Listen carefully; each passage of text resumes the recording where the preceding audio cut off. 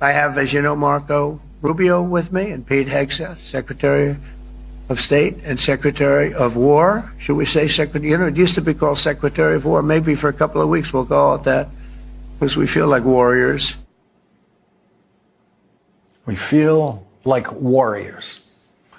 Of course, Donald Trump feels like a warrior. Donald Trump, who evaded military service during the Vietnam War because he claimed his foot hurt, the same foot on which he spent the rest of his life playing endless miles of golf and never limping.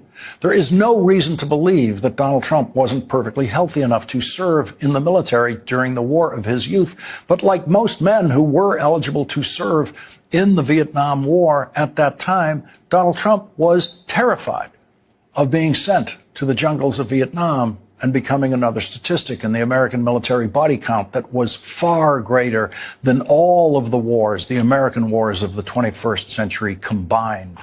And so Donald Trump, who only had to choose which ridiculous hat to wear when he went to the Situation Room to be a spectator during his war in Iran, now feels like a warrior. The war that Donald Trump experienced in that air-conditioned room where he didn't even have to loosen his necktie makes Donald Trump feel like a warrior. The biggest crybaby in the history of American politics now feels like a warrior. The man who spent every single day of his political and presidential life complaining that he is being treated unfairly now feels like a warrior.